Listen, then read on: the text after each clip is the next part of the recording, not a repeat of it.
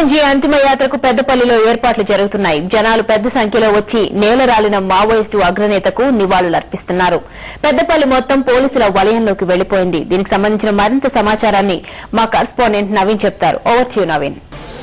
ఆకలి బాధలు పెరిగినాయి, డబ్బులు లేవు. ఇక్కడ వచ్చిన మాత్రం తెలంగాణ ఉద్యమం కూడా అదే, మా నీళ్లు, మా భూములు, మా వనరులు, మా పాలన కావాలని వచ్చి. కాబట్టి ఉద్యమము ఇంకా అభివృద్ధి పొందుతుంది. కాకపోతే కిషన్ జీ లేని లోటును భర్తీ చేయడం కొంచెం కష్టం. అతను ఎంత చొరవ అంటే అసలు ఊహించలేము మనం. ఆ మామూలు చొరవ కాదు. అసలు మొత్తం ఈ భారతదేశంలో ఒక నాయకుడు అంత చొరవ చేస్తాడా అనిపిస్తుంది. అంటే ఇప్పటి నుంచి పరిచయం 1970 నుంచి ఇప్పటి వరకు చాలా ఉద్యమాలలోనూ ఆయన సెక్రటరీగా గైడ్ చేశాడు. ఆయన పాటలు పాడాను, డాన్స్ చేశాం. మొత్తం జగిత్యాల ఉద్యమం నుంచి నేను పాల్గొని ఉద్యమం లేదు ఆయనతో కలిసి. చివరిగా అడవిలో ఉండే మిలిటరీ క్యాంప్ లో, ఆ క్యాంప్ లో కూడా ఆయనతో పాటు నేను ఒక మెంబర్. సో గద్దర్ గారు, అంటే కిషన్ జీతో మీకు ఎంతో సన్నిహిత సంబంధం ఉంది. కొద్దిసేపటి క్రితం మీరు కూడా చెప్పారు.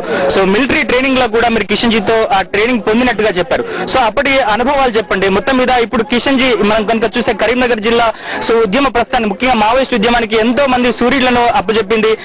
గణపతి కావచ్చు, కిషన్ జీ కావచ్చు, వేణుగోపాలే కావచ్చు, ఇలా చాలా మందిని కూడా అప్పచెప్పింది. సో కిషన్ జీతో ముఖ్యంగా ఉద్యమంలో మీకున్నటువంటి అనుభవం ఎట్లాంటిది?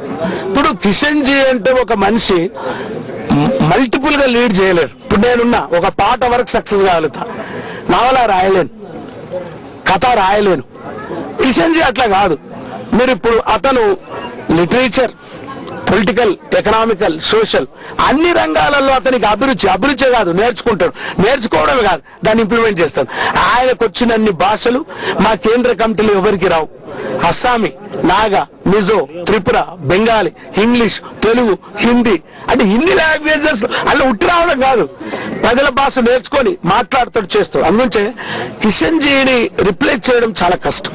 అంటే అన్ని విధాలు. అంతేకాకుండా ఒక్కసారి ఇల్లు వదిలిపెట్టి పోయిండు అంటే అదే చెప్పే కదా, ఎవరైతే తాను నమ్మిన సిద్ధాంతం కోసం చివరి నెత్తురు బొట్టి ఇవ్వగలిగినరో వాళ్ళే చరిత్రను మార్చారు, వాళ్ళే మారుస్తారు. చివరి వరకు తన చివరి ఊపిరినాడు మనం తీసుకొచ్చుకున్నాం. అందుగురించే కిషన్ జీని ఎందుకు చంపినరు? ఒక 1000 మంది చుట్టుముట్టినప్పుడు ఒక్క మనిషిని నువ్వు బతికించుకోలేవా? బతికించి నీ కోర్టులో పెట్టలేవా? నీ కోర్టులో విచారించి శిక్ష వేయలేవా?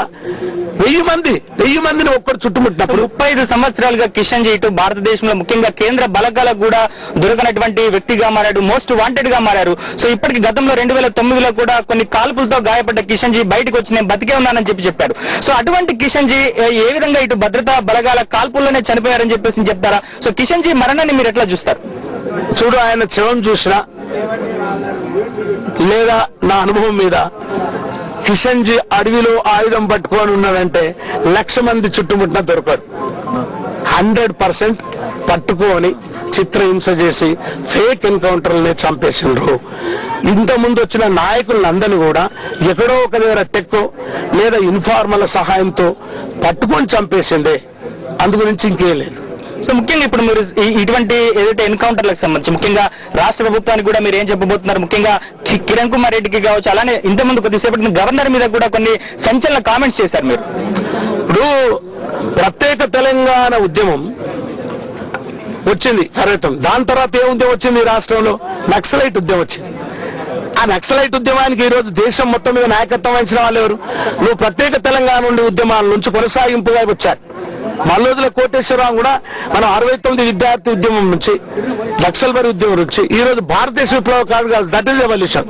కాబట్టి ఇప్పుడు నేను గవర్నర్ గారు మీరు ఎందుకు కామెంట్ చేస్తున్నా అంటే, నిన్న చూసిన పరిస్థితులలో ఒక శవాన్ని నేరుగా ఇక్కడ తీసుకురాకపోవడం ఏమైంది?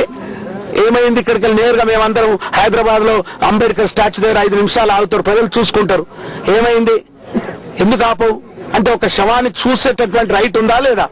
ఎందుకు ఆపరంటే కిషన్ జీ మొన్న జరిగినటువంటి తెలంగాణ ఉద్యమాన్ని గైడ్ చేశాడు. గైడ్ నేను చెప్పాల్సిన అవసరం మైక్ మీ ఛానళ్ల ద్వారా ఎవరండి ఒక హోమ్ మినిస్టర్ చిదంబరానికి నంబర్ ఇచ్చి, మిస్టర్ చిదంబరం నేను ఇక్కడ ఈ ప్లేస్ లో ఉన్నా, నువ్వు మాట్లాడనేటటువంటి అటువంటి విప్లవ మహాయోధులు ఎప్పుడు చూపించు. ఒక హోమ్ మినిస్టర్ తో మాట్లాడతాడు, మిస్టర్ చిదంబరం నేను ఇక్కడ ఉన్నా, ఈ ఆఫీస్ లో ఉన్నా, నువ్వు మాట్లాడు నాతోటి అని చెప్పే మహావీరుడు, అటువంటి మహావీరుడు ఉద్యమాన్ని తీసుకొని వచ్చాను. ఇక్కడ నేను ఎందుకు చెప్తున్నా అంటే 8th చాప్టర్ ఇంప్లిమెంట్ చేయించింది, దాన్ని డ్రాప్ చేసింది గవర్నరే. ఇప్పుడు ఇక్కడ గవర్నర్ పరిపాలన ఉంది, దాన్ని ఇంప్లిమెంట్ చేస్తున్నటువంటి ముఖ్యమంత్రి గాని డీజీపీ గాని వీళ్ళందరూ ఇక్కడ తెలంగాణ ఉద్యమాన్ని అణచివేయాలి. ఈ తెలంగాణ ఉద్యమం మొదలు వచ్చినట్టయితే ఒకవేళ మనం తుపాకులతో పట్టినటువంటి కిషన్జీ మార్గంలోనే పోతారు. అందుకే నేను ఆ మాట ఇచ్చాను, తెలంగాణ సాధించుకుందాం, కిషన్జీ మార్గంలో నడుద్దామని చెప్పాను. సో మొత్తం మీద గద్దర్ చెప్తున్నారు కిషన్జీ మార్గంలోనే నడవాలని చెప్పేసి అని కూడా గద్దర్ పిలుపునిస్తారు. సో మరోవైపు కిషన్జీ మృతదేహాన్ని తన స్వస్థలానికి తీసుకొచ్చేటువంటి విషయంలో ముఖ్యంగా పోలీసులు ప్రవర్తించిన తీరు, అలానే ప్రభుత్వ తీరును గద్దర్ తప్పుపడుతున్నారు. సో ఒక్క కిషన్జీ మరణించినా కానీ 1,00,000 మంది కిషన్జీలు ఆయన యొక్క ఆశయాలు సాధించేందుకు సిద్ధంగా ఉంటారని చెప్తున్నారు. ప్రస్తుతం ఏదైతే పెద్దపల్లిలో కిషన్జీ మల్లోజుల కోటేశ్వరరావు మృతదేహానికి చివరిగా కన్నీటి వీడ్కోలు పలికేందుకు పెద్ద ఎత్తున పెద్దపల్లితో పాటుగా చుట్టుపక్కల ప్రాంతాలకు సంబంధించినటువంటి వ్యక్తులంతా కూడా వస్తున్నారు. మరి కాసేపట్లో పెద్దపల్లిలో తన స్వస్థలం నుంచి ఊరేగింపుగా ఇక స్థానికంగా ఉన్నటువంటి శ్మశాన వాటికి తీసుకొచ్చి అక్కడ దాన సంస్కారాలు చేస్తారు. వాటి స్టూడియో. ఓకే నవీన్.